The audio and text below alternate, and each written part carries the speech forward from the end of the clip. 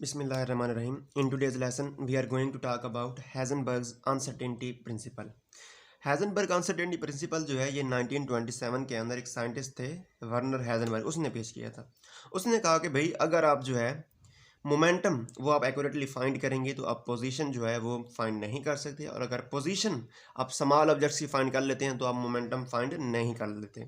और ये Heisenberg uncertainty principle जो है ये एप्लीकेबल है सिर्फ और सिर्फ स्मॉल ऑब्जेक्ट्स के लिए। जो लार्जर ऑब्जेक्ट्स होते हैं उन पर ये एप्लीकेबल नहीं होता। Larger objects like automobiles, cars, motor bikes वगैरह, इनकी जो हम पोजीशन है वो हम एक्यूरेटली फाइंड कर सकते हैं, पोजीशन और मोमेंटम, ठीक है, विद हेल्प ऑफ स्पीडोमीटर। लेकिन जो स्मॉल ऑब्जेक्ट्स हैं लेकिन लाइक इलेक्ट्रॉन, प्रोटॉन, न्यूट्रॉन, इनकी जो पोजीशन और मोमेंटम है वो एक्यूरेटली फाइंड नहीं कर सकते। अगर हम पोजीशन एक्यूरेटली फाइंड करेंगे तो मोमेंटम अनसर्टेन हो जाएगा, और अगर मोमेंटम एक्यूरेटली फाइंड करेंगे तो हमारे पास जो पोजीशन है वो अनसर्टन हो जाएगी।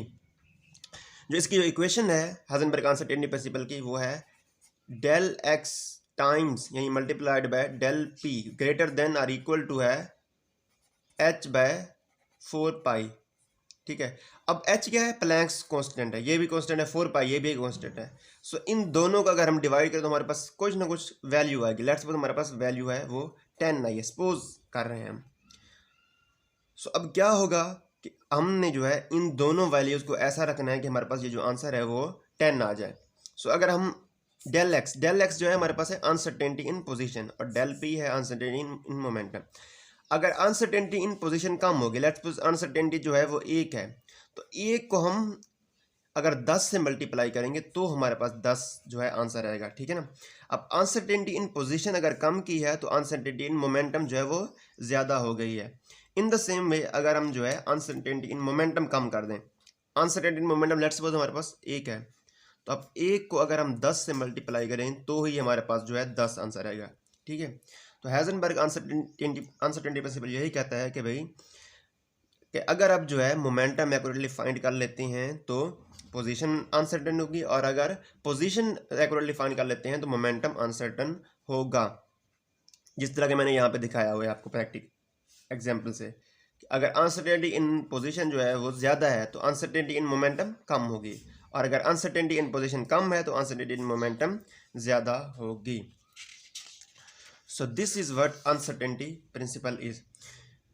अब जो है हम एक एग्जांपल देखते हैं। लेट्स सपोज हमारे पास जो है ये एक एटम है और इसके बाहर जो है ये एक इलेक्ट्रॉन रिवॉल्व कर रहा है, ठीक है, ये न्यूक्लियस है और बाहर ये इलेक्ट्रॉन रिवॉल्व कर रहा है। अब इलेक्ट्रॉन जो है आप जानते हैं कि इसका साइज़ बहुत ही स्मॉल होता है, ठीक है। और एक बात मुझे आप बताएं कि किसी भी चीज़ को, किसी भी ऑब्जेक्ट को देखने के लिए क्या चीज़ ज़रूरी होती है?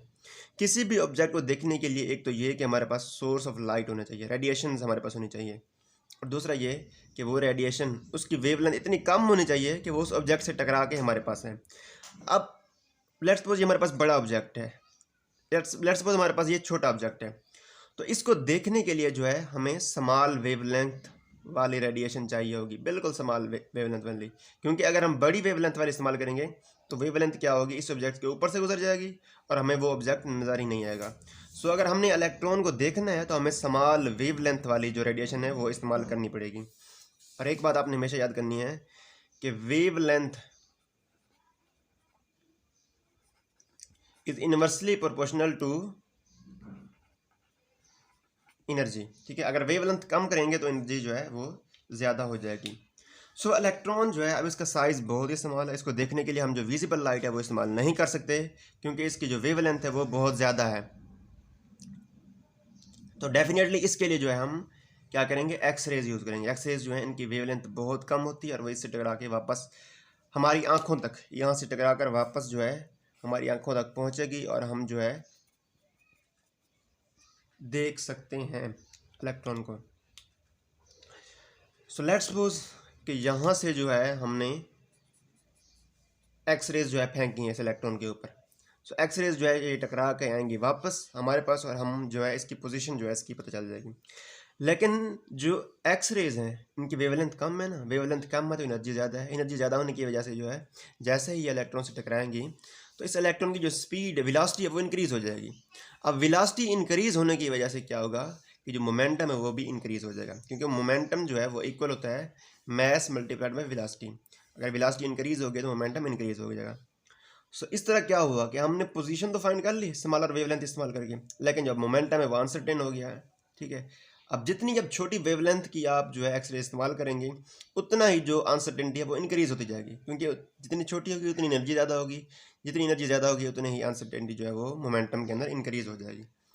सो अब अगर जो है हम लार्जर वेवलेंथ इस्तेमाल करें, हम चाहते हैं कि हमारे पास जो मोमेंटम है वो एक्यूरेट आ जाए और जो स्पीड मोमेंटम एक्यूरेट आ जाए, तो मोमेंटम एक्यूरेट आने के लिए क्या करेंगे हम कि हम लॉन्गर वेवलेंथ इस्तेमाल करेंगे।